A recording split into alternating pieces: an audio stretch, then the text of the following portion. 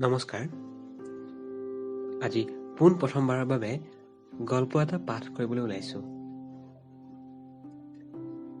বিনিময় নামৰ মোৰ এই গল্পটি দৈনিক অসমৰ দেওবৰীয়া চৰাত প্ৰকাশ হৈছিল।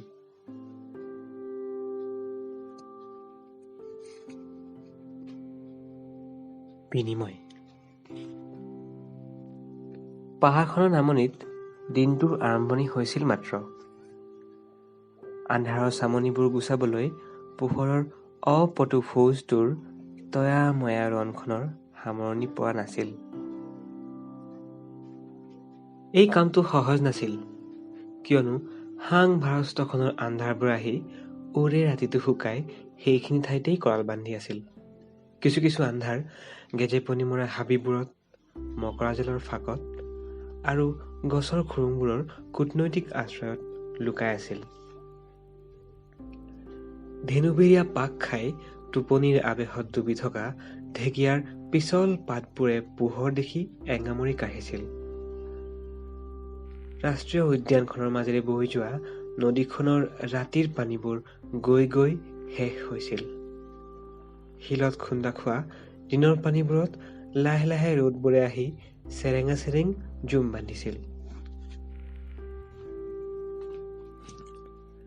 সেই সময়তে তাৰ পৰা প্ৰায় 100 কিলোমিটাৰ দূৰৈৰ মহানগৰখনৰ এটা আওচেৰীয়া কোণত পেটত টকবক তেজৰ 40টা ডেকেৰুৱা হৃৎপিণ্ড লৈ বাহন এখন গৰজি উঠিছিল।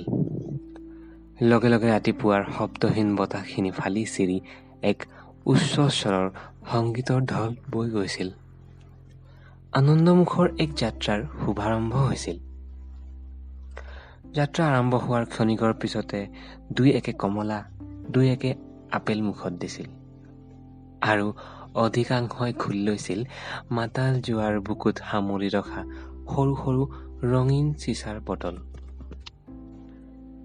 সেই ৰিমঝিম পানীয় মুখত ঢলাৰ লগে লগে তেওঁবিলাকৰ দেহে গানৰ তালে তালে নৃত্য জুৰিছিল।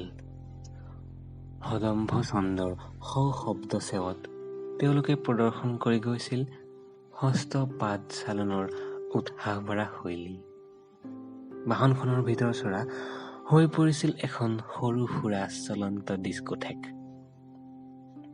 কিন্তু এই সৰ্বাধুনিক সভ্যতামুখী অভিৱৰ্তনৰ ধামখুমীয়াৰ মাজতেই বহি আছিল এজন অন্তৰ্মুখী। কোলাহল আৰু কৃত্ৰিমতাৰ টনা আজোৰাত নিৰ্বিকাৰ ইনডিফাৰেণ্ট হৈ তিষ্ঠি থাকিবলৈ চেষ্টা কৰি কৰি ভাগৰি পৰা সেই কলিজাটোৱে কেৱল নীৰৱে বাহিৰৰ দৃশ্যৰাজি প্ৰত্যক্ষ কৰি গৈ আছিল। নৃত্যত মগন হ'বলৈ দুই একৰ বলপূৰ্বক আহ্বানৰ পৰা আঁতৰি থাকি নিজকে নিজৰ মাজত সামৰি সুতৰি লৈ গাড়ীৰ হেন্দলনিত তেওঁ গা এৰি দিছিল, যেন বাৰ্ষিক গতি পাহৰি কেৱল নিজৰ মেৰুদণ্ডকেই কেন্দ্ৰ কৰি ঘূৰা এক অমনোযোগী গ্ৰহ, সকলোৰে মাজত থাকিও সকলোৰে পৰা নিলগ এক অপাংক্তেয় প্লুটো।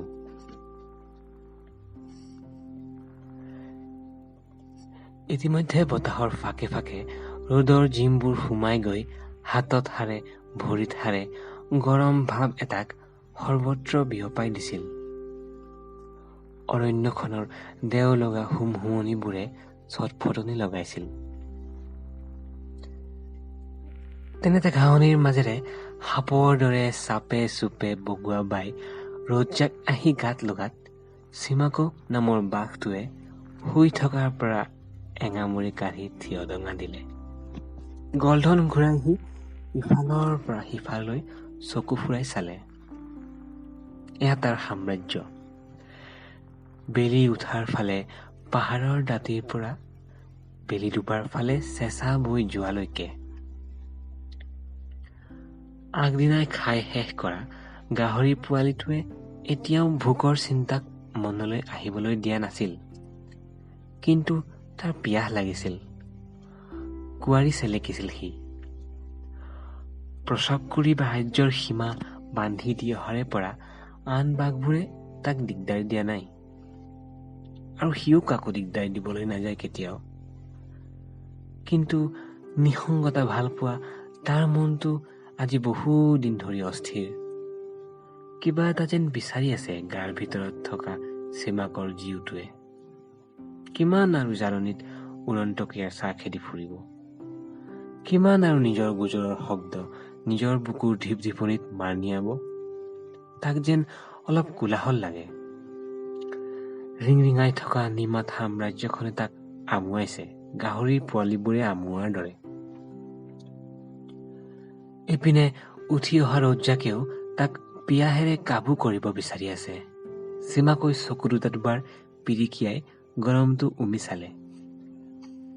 সি গম পালে আজি দিনটো ৰ'দ বৰষিব।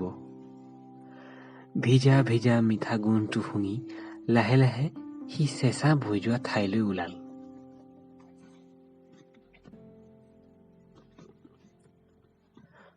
বাহনখনে ইতিমধ্যে মহানগৰ এৰি আহি চুবুৰীয়া জিলাখনৰ মফুচলীয় অঞ্চল পাইছিলহি।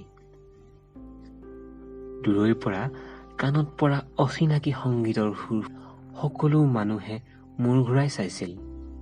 শুকাই এৰাই যোৱা হাতৰ ছালৰ দৰে শিল বালিৰ তৰপ এৰি যোৱা অৱজ্ঞাৰ চূড়ান্ত প্ৰতীক ৰাজপথটোৰ খলা বমাত হেন্দোলনি খাই আহি থকা বাছখনক দূৰৰ পৰা চালে সংগীতৰ তালত নৃত্যৰত কোনো মায়ানগৰৰ বাসিন্দাৰ প্ৰধানত চামচা যেনেই দেখাইছিল। ধূলি উৰুৱাই অহা বাছখনে পথৰ কাষৰ বনলতাবোৰৰ ওপৰত চৰাইছিল ধূলিৰ আন এক তৰপ। মলিয়ন শিলগুটিবোৰ ইফালে সিফালে ছিটিকি যেন তাৰুণ্যক সম্ভাষণ জনাইছিল। কিছুপৰ পিছত বাছখন আহি উদ্যানৰ প্ৰধান দুৱাৰখনেৰে প্ৰৱেশ কৰিছিল। প্ৰয়োজনীয় নথি পত্ৰ লৈ বাছখনে আকৌ গৰজি উঠিছিল। অৰণ্যৰ ভিতৰ ভাগলৈ গধুৰ বাহনৰ প্ৰৱেশৰ সীমাবদ্ধতাৰ ওচৰত হেও মানি সি মুখ ঘূৰাইছিল বাওঁফালে আছুতীয়াকৈ থকা বনভোজস্থলীৰ ফালে। চেগা চুৰুকা গছেৰে ভৰা অৰণ্যৰ সেই টকুৱে খোৱা অঞ্চলতো দুই একে সন্ধান কৰিছিল কোনো বনৰীয়া জীৱ জন্তুৰ। আৰু পোহনীয়া গাহৰি পোৱালি দেখিয়েই দুই একে কিৰিলি পাৰি উঠিছিল। এটা জঞ্জালবিহীন বিন্দাস দিন কটোৱাৰ অভিলাষী পৰিকল্পনা মনত বান্ধি অহা তৰুণসকলৰ অধিকাংশৰ বাবেই বনভোজৰ অৰ্থ আছিল সপ্তাহান্তিকত জমা হোৱা অমিল হিচাপৰ পয়মালবোৰ পাহৰি পেলোৱা। অৰণ্যৰ আভ্যন্তৰৰ জানুৱাৰ দৰ্শনৰ হাবিয়াস তেওঁলোকৰ মাজৰ দুই এজনৰহে আছিল।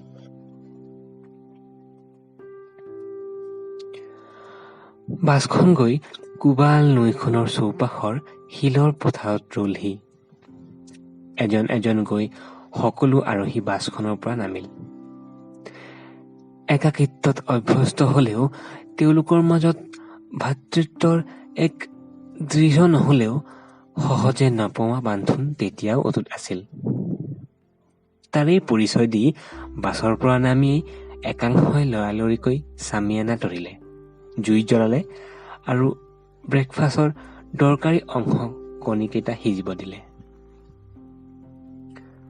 আমাৰ কাহিনীৰ নায়কে বাছৰ পৰা নামি নৈখনত চকু দিলে আৰু লগে লগে প্ৰথম সোঁত তীৰ্ষতে তাৰ মনটো উটি গৈ বহুদূৰ পালেগৈ। শিল আৰু নৈখনৰ যুগলবন্দী দেখি তাৰ ভাগৰুৱা মনটোৱে অলপ সকাহ পালে। তাৰ মনৰ কেনভাছত কলিজাৰ ৰংবোৰে ৰহনীয়া ছবি এখন অঁকাৰ যো-জা চলালে। এসোটা ৰঙৰ সৈতে কেনভাছত বৈ গল মহাগৰবিনী সেই নৈখন। অৰণ্যৰ গভীৰ কোনোবাখিনিত পাহাৰৰ মুখ এৰি ধেনুভিয়া সোঁত লৈ সমতললৈ নামি অহা সেই ততিনী, যেন বালিত বহি ৰৌদ্ৰ স্নান কৰি থকা কোনো জলপৰীৰ যোজন দীঘল ফিছা।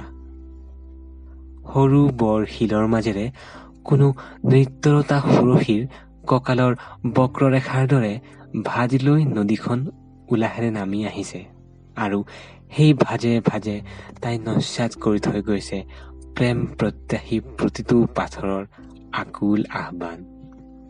আৰু এইখিনিতেই তাৰ চকুৰ আগতেই তাই প্ৰচণ্ড বিশ্বাসঘাতকতা কৰিছে পাৰৰ পালিখিনিক। এক উলম্ব দিশত সলনি কৰিছে সোঁতৰ দিশ। মাথো দি থৈ গৈছে ধূৰ অৱশেষ, আৰু তাকে খামুচি ধৰি অপেক্ষাৰত হৈ আছে বালিকণাবোৰ।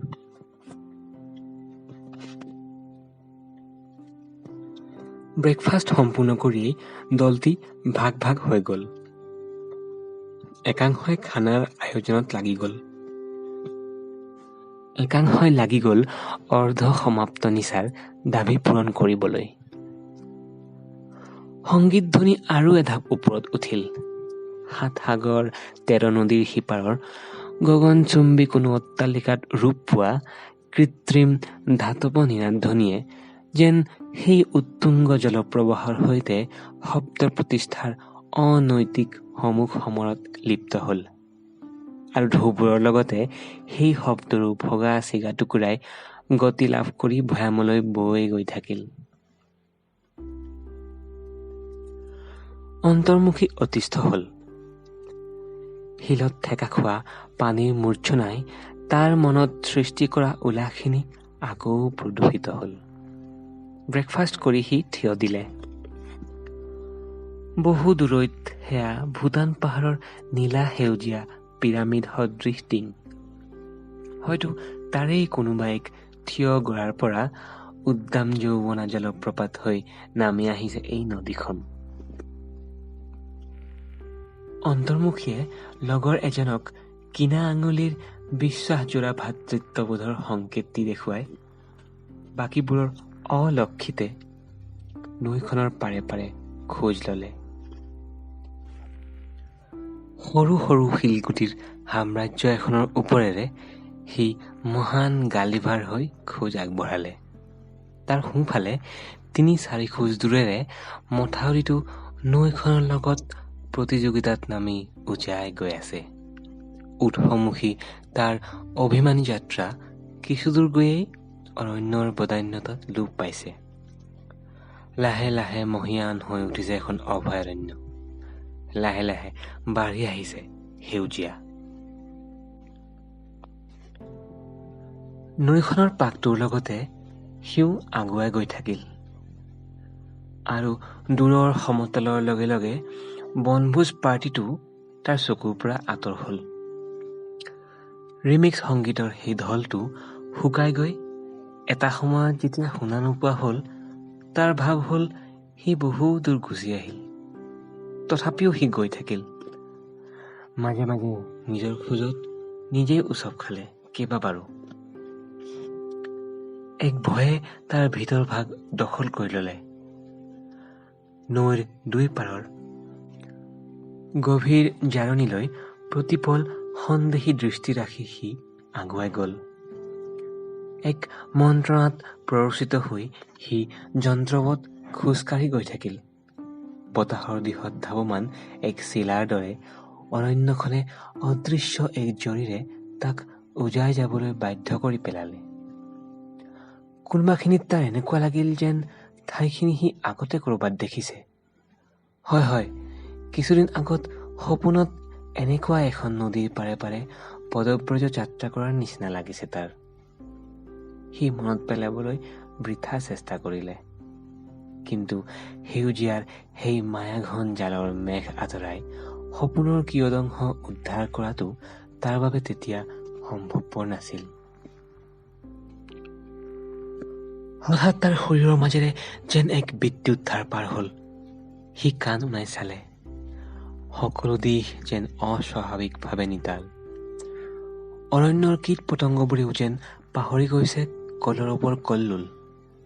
এক আচহুৱা গোন্ধ আহি তাৰ নাকত লাগিল।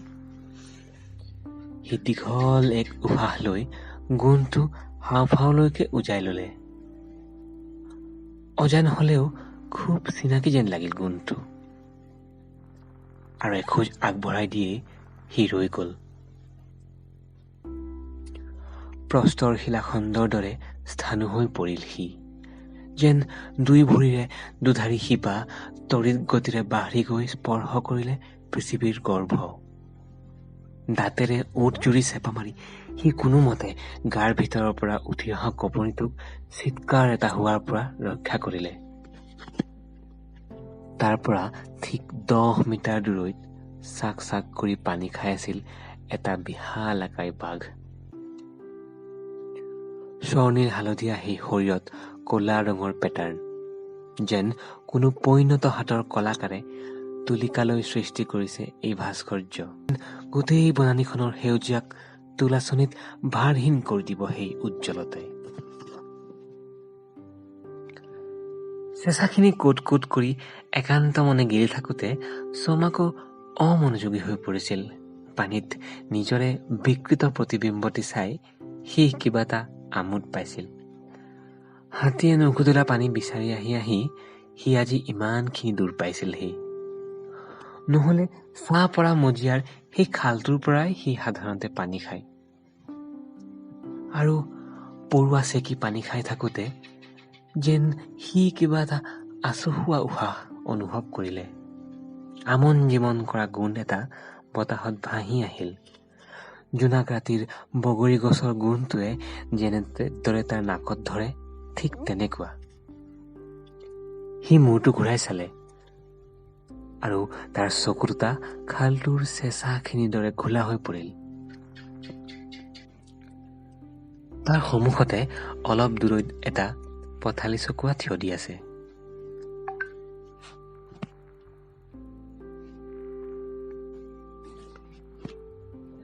একদম গা ঘহনি দিয়া কঠুৱা চতাৰ দৰে সি অজৰ অলৰ হৈ আছে, যেন হাতী খাই গেৰেলা হৈ পৰি থকা এডাল অজগৰ। ছমাকৈ তাৰ ফালে চাই ৰল। মানুহটোৱে বাঘটোৰ ফালে চাই ৰল। এক শূন্যতাই সময়খিনিক গিলি থলে।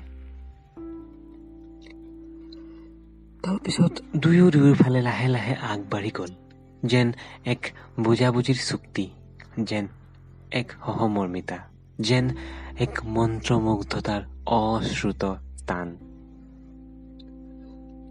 এটা সময়ত দুয়ো এঠাইত লগালগি হল। ছমাকৈ কি হৈছে বুজি নোপোৱাৰ ভংগীমাত দুবাৰমান শুঙিবলৈ চেষ্টা কৰিলে। সি বাঘটোৰ ওচৰত আঁঠুকাঢ়ি বহিল। দুয়োটাই দুয়োটাৰ চকুত চকু থলে। নিমিষ কাঢ়িবলৈ পাহৰা দুই প্ৰাণে গভীৰ উশাহ লবলৈ ধৰিলে।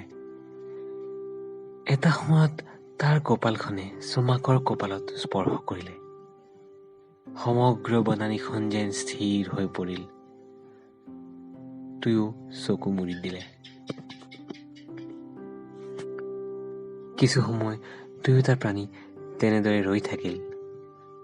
অলপ পিছত দুয়ো দুফালে বাগৰি পৰিল। তেনেকৈ কিমান সময় পাৰ হল কোনেও নাজানে। বনভোজস্থলীত মাংস সিজিছিল। দুয়েকে ভজা মাংস আৰু মদৰ যোগাৰ লৈ আছুতীয়াকৈ বহি ৰিম জিম আনন্দত মজি গৈছিল। সকলোৱে এটা কথা পাহৰি গৈছিল। এটা কথাই সকলোকে পাহৰি গৈছিল। এটা সময়ত দুই প্ৰাণীৰ চকু মেল খালে। এটা বাঘ মানুহ হৈ থিয় হল। এটা মানুহ বাঘ হৈ জাগি উঠিল। ছমাক আঁঠু কঢ়াৰ পৰা থিয় হল। প্ৰথমতে কিছু অমিল লাগিল। তাৰ সহজ পৃথিৱীখনৰ বতাহজাক শিথিল আৰু মন্থৰ হৈ গল। পোহৰবোৰ ঘোলা হৈ পৰিল। অনবৰতে নাকৰ ওচৰত অশান্তিকৰ উৰণীয়া এটাৰ দৰে ভাহি থকা ঘাঁহৰ কেঁচা গোন্ধটো তাৰ নাকলৈ নহা হল। বহু বিচিত্ৰ বাৰে বিং কৰা কথা, নাম গান সুৰৰ সোঁতত তাৰ মূৰটো গধুৰ গধুৰ লাগিল। লাহে লাহে কথাবোৰ স্থিৰ হল। দুভৰি খোপনিত সি নতুন অনুমান এটা বুজি পালে। কিছু আঁতৰত লৰাটোৱে চাৰি ঠেঙৰ ওপৰত ভৰি দি থিয় হল। উজ্জ্বল পোহৰে তাৰ চকু চাট মাৰি ধৰিলে। বতাহজাক যেন তাৰ গাত ঠেকা খাই আগুৱাই যোৱা যেন লাগিল। লাহে লাহে অত্যন্ত মিহি মখমল ভাৱ এটাই তাক আঁকোৱালি ললে। দেহৰ মৌ মাখি ছাল চটাৰ ফালে সি ৰ লাগি চাই ৰল। কুঁৱাৰী দুটা চেলেকি অচিন সোৱাদবোৰ সি আপোন কৰি ললে।